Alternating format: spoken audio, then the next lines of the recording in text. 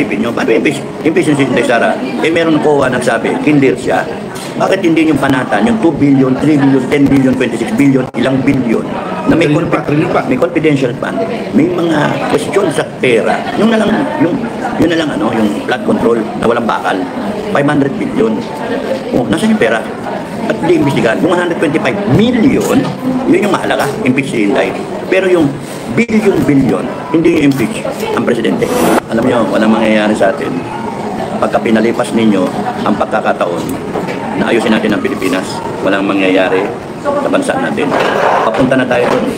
Droga, komunista, lander, bangkarote. So, mga kababayan ko, nanawagan kami na magkaisa kayo sa hudyat namin, ha? Pag nag-hudyat kami, labas tayong lahat.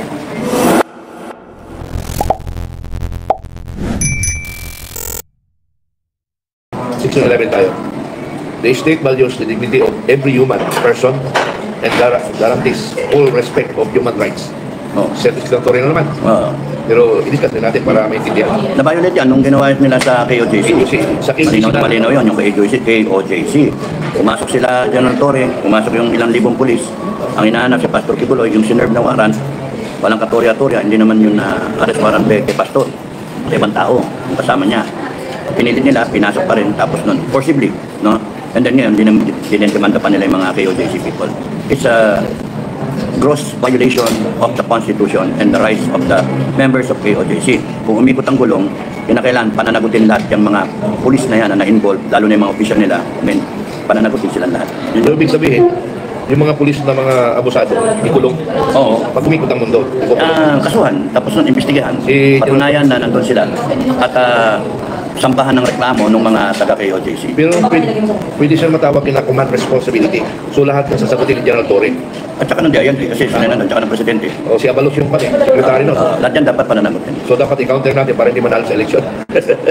Wala talaga.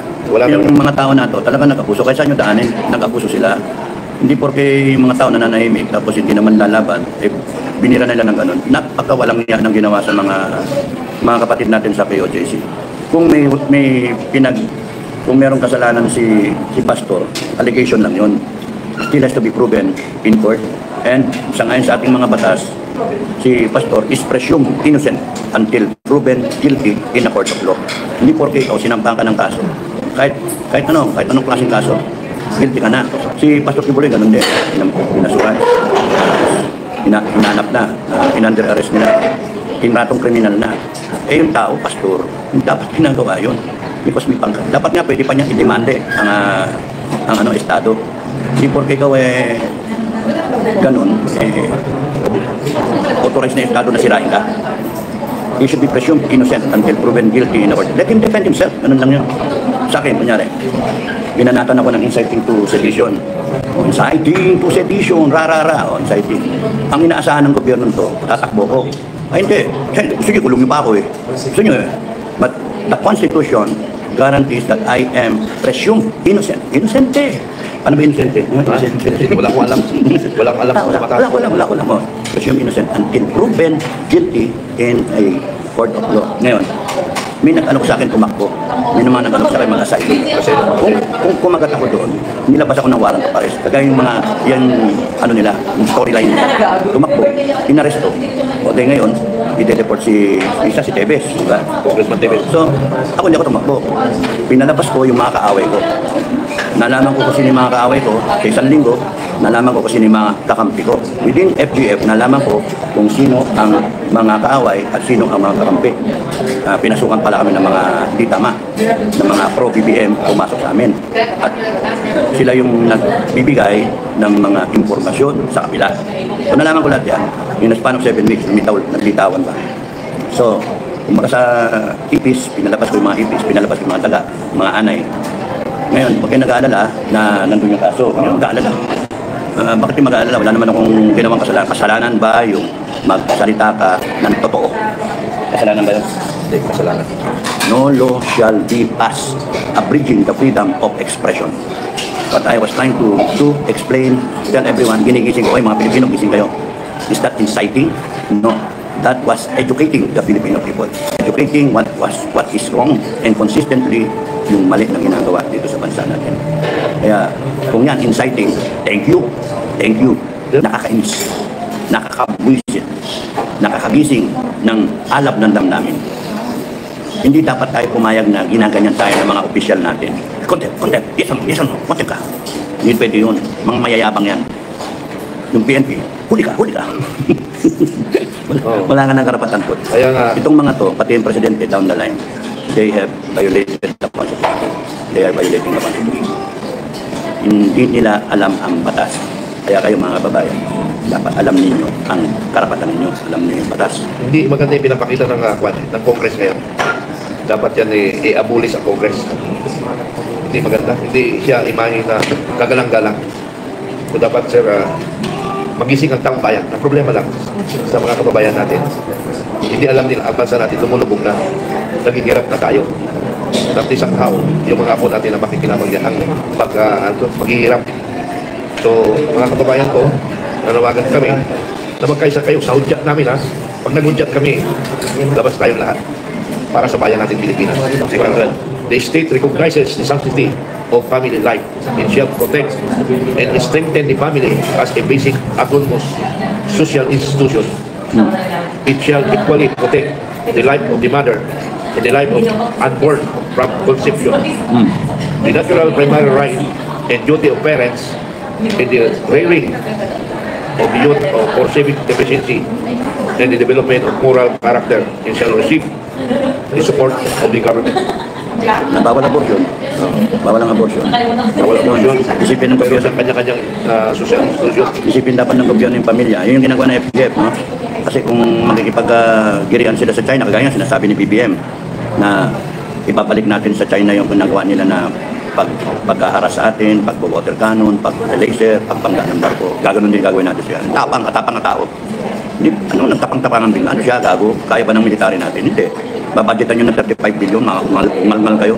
Babadgetan nyo ng 35 billion, tapos nun kung magsalita ako, yayabang nyo. Kulang yun.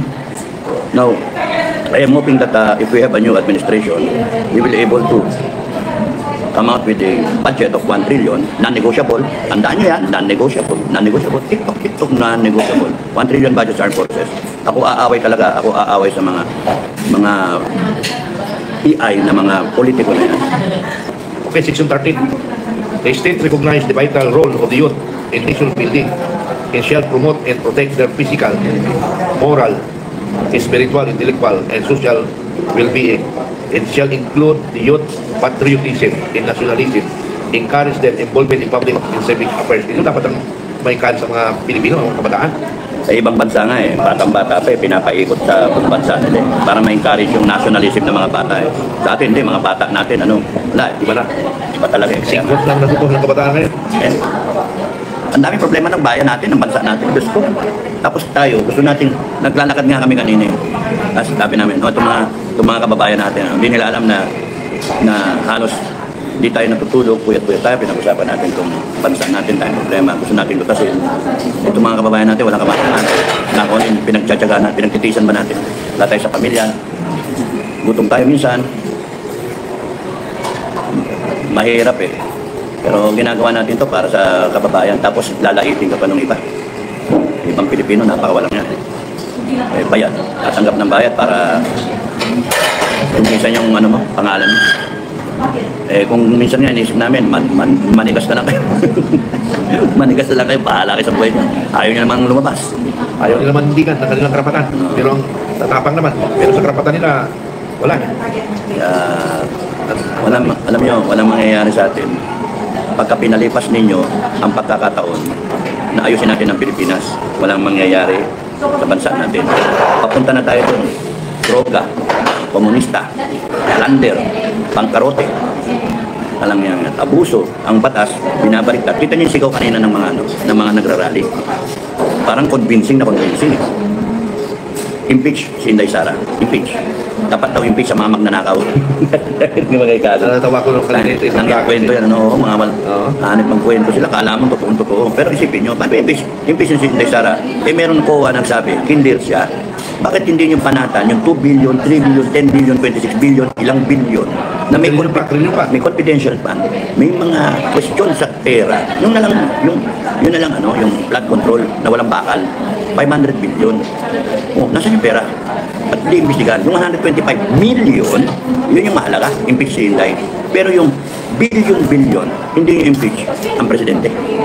O hindi nyo minbanatan si Tapa at saka yung mga quadcom na to na nagsusot ng mga relong mamahalin, mga carro, may mga sports car, may mga bahay sa mga subdivision na mamahalin. Ang milyon ng bahay. Balita ko sir, si Tambaluslos, 4 yung bahay sa Congress Park. Totoo ba yun? Ewan ko, balita. Pero pag ikot ng gulong, puntahan yan. Biskado. Ako ang gusto ko nga pag-ikot ng gulong, mag-offer tayo ng reward. Reward. Na 5% graduated reward. Incentive, not reward, incentive. Kung sino man sa inyo ang makakapagbigay ng impormasyon sa mga ninakaw na mga putragis na yan, ng mga politiko, sino man yan, no? President down the line, kahit hanggang barangay captain, impormasyon, sabihin sa akin, kaya dito, Commander Bukay, o kaya kahit kaninong FGF, na? O kaya sa AFP o sa PNP ninyo, yung bagong AFP at bagong PNP ninyo. Sabihin ninyo yung informasyon. Maglagay kami ng hotline. Kung may kutang mundo, maglagay tayong hotline. Hello, meron ako informasyon. May biniling kondo. Magkano halaga ng kondo? 10 million. Meron kang porsyento. So, pinag-aaralan ko pa, maglagay tayo ng 5, 4, 3, 2, 1, pamahal ng pamahal, palit ng palit, yung percentage ng incentive. So, kunyari, 1 million, 5%. 5% ng 1 million, 50,000. 10 million, 5% ng 10 million, 500,000. Malaki, no? Kaya katuwa. Pero, pataas ang pataas. Pagka nyari, 20 million, 30 million, 50 million, 1 billion. Bangko na pinag-usapan. Para mga taga-bangko, bigay kayo informasyon, may bank account yan, tingnan natin yung paper trail, hanapin natin, kunin natin yung yaman natin. Pero yung magbibigay ng informasyon, magbigay kami incentive. Parang ayaw ng gobyerno ano lang yung panaginip lang yun. 5%, 4%, 3%. Pero pwedeng maging totoo yan. Isipin yung 1% lang ng 1 billion. Ang 10% ng 1 billion, 10% is 100 million. So, ang 1%, divided by 10, 10 million. 1% of 1 billion. Ang 1 trillion, mas yun. So, yung may mga alam dyan, yung mga assistant, yung mga nasa bangko, yung mga staff ng mga congressman, job opportunity, incentive, kailangan ko ng dokumento. No? Dokumento para mapitay ko ang mga yan. Bibitayin mo yung mga yan. Ayop na yan. Kailangan dokumento. Baka napatunayan natin through a people's court and a people's audit. No? Pakinggan, People's Court, People's Congress, People's Audit, no? Siyang nagpapatupad ng People's Sovereign Will. Baka napatunayan ng People's Audit na ikaw, Congressman, ikaw, Congressman, ikaw, ay nagnakaw. Pag sinabi ng People's Audit na ikaw ay nagnakaw, may ebidensya. Patay, bitay. Wawa nga naman. Hindi, tama lang yun. Mga walang yakin, ninakawan nyo kami. Everyone is entitled to health. Yung ba yun? Youth ba yan? Hindi. Lahat. Right to health and people, of the people. Lahat. So, yan, yung PhilHealth. Alam niyo, maganda makita isang bansa na lahat ng kababayang Pilipino sasagutin sana ng bansa, ng estado, yung lahat ng sakit ng Pilipino. Gano'n pa kahirap pagawa yun? Meron naman tayong taxes, di ba? Yung hindi mo iniisip, kunyari, dengue yung anak mo, ikot-quit mo. Marami tayong naranasan na ganyan, Marami sa atin nakaranasan yan. Ikot-quit mo, kaliwa kanan, utang ka, wala kang pera-pera. Yung tipong natataon na may pera ka minsan, pero minsan, pag kaminalas ka, wala kang pera, tapos may nagkasakit sa pamilya. Gusto mong buhayin, sasalbay mo, iyak ka. Kaliwa kanan, wala kang kamag-anak, wala kang kaibigan, wala kang matakbong kawawa.